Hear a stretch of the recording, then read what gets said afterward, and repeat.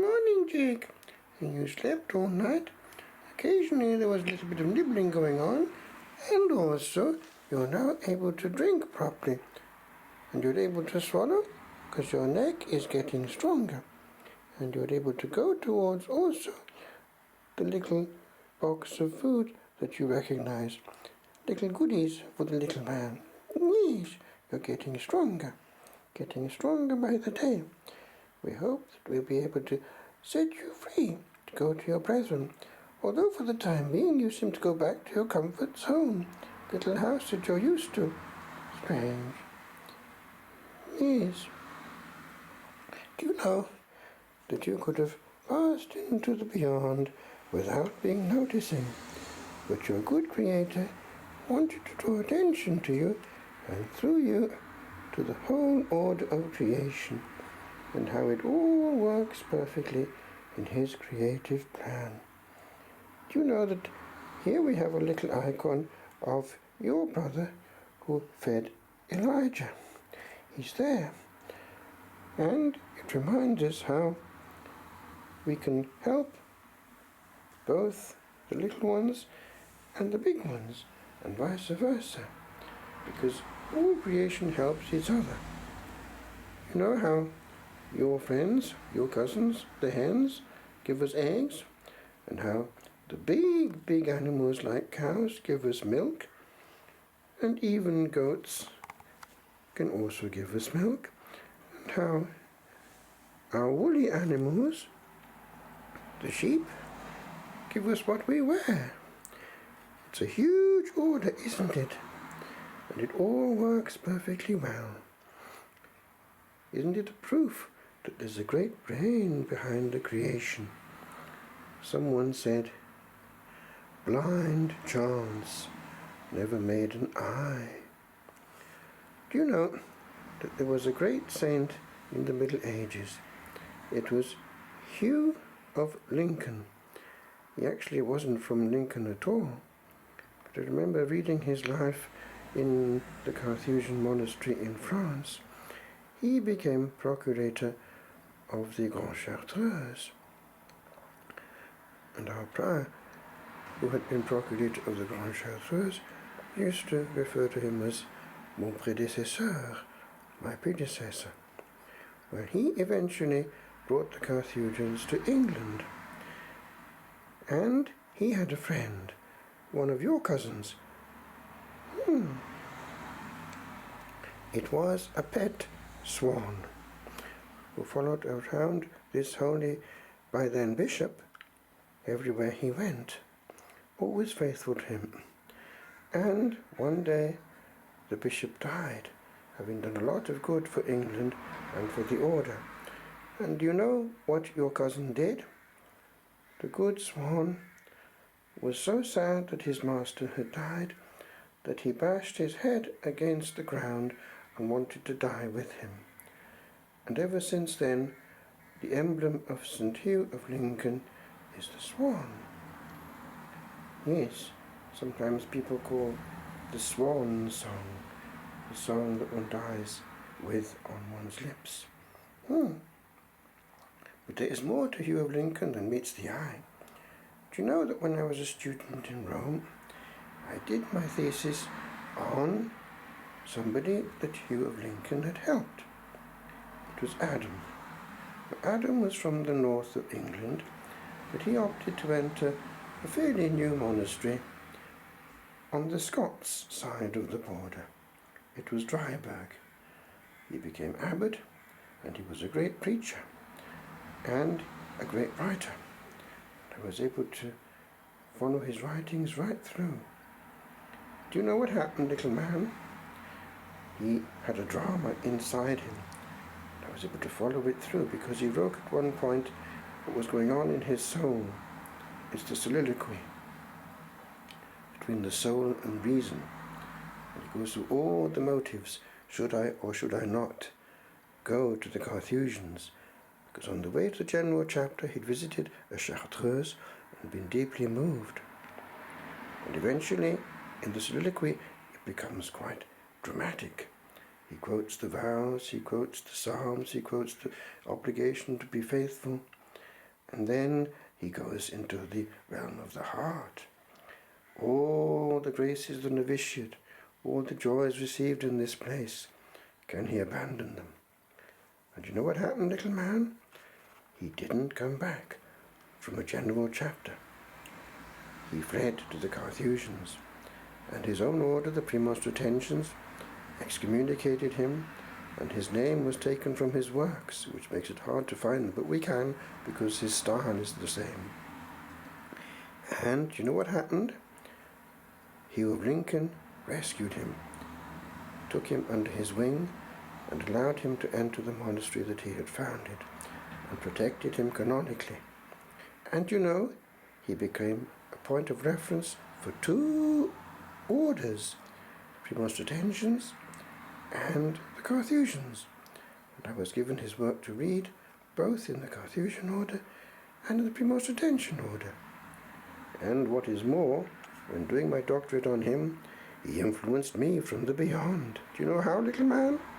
His words spoke from the page, and the result was that I wanted to do what he did. You know what that was? Go back to complete solitude. And eventually it was possible through a bishop similar to Hugh of Lincoln, good Bishop Michael Smith, who would come here every month until fairly recently, when he now has to have me to go to him because he can't drive anymore. A real father. And we can help each other spiritually, can't we? As well as physically. So, like both Hugh of Lincoln and Adam of Triberg, we can leave a trace. One day I was in a graveyard not far from where we live.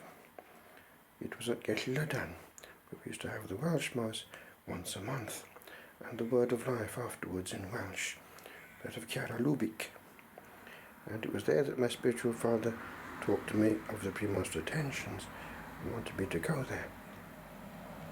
Anyway, I was there, and I was looking at the grave of one of those who used to do the Word of Life with us.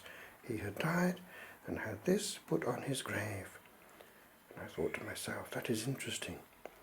But you know, that area where he's buried is also very interesting for another reason. You know what it is? It's called Maen Twrog, the stone of Twrog. My brother lives in Llandwrog. Well, do you know what happened, little man? This Celtic saint, like St. Benedict, was trying to get rid of all the idols and sacred stones. There was this massive stone, a mine, as in France, menhir, long stone. And he was given supernatural power to push it to the edge of the cliff and knock it down. And it's still there at the bottom of the cliff, and the place is called Maen Twrog, the stone of Twrog, to this day. And there our friend is buried, and has written on it these words, which move me deeply. For had I remained with the Carthusians, like you, I would have gone into complete oblivion. But we can leave a trace, like Adam Scott, on the page, and we can help each other with the mind which talks to another mind. So we can still help each other after we've gone. And when you've gone, little man, people will remember little Jake, who was all made of love and trust, and wanted to go back to his comfort zone, the little cage where he knew he had food and rest, and even sounds of chant day and night. Are you listening, little man? Remember, friend, as you pass by, as you are now, so once was I. As I am now, you will also be. So prepare yourself to follow me. There is yet time to stand upon a rhyme and look upon the moments yet to be. There is a stillness between each heavy chime that holds its clap at bay. For history has power to be rewrit ere it be born, and moments over moments have a say ere they join others neath a burned dawn that came and went as but a heedless day.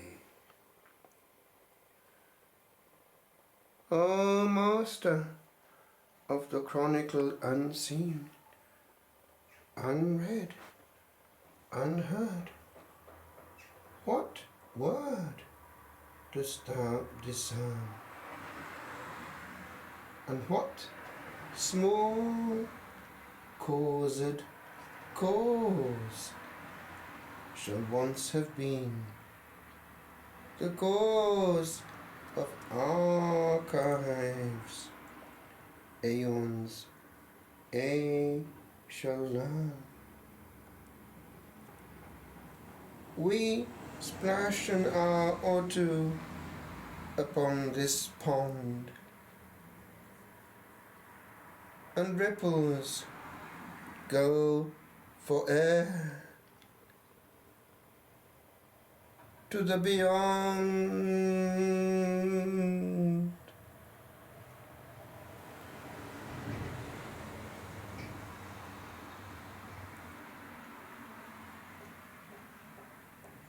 Jesus, remember me when you come into your kingdom. Jesus, remember me when you come into your kingdom. Jesus, remember me when you come into your kingdom.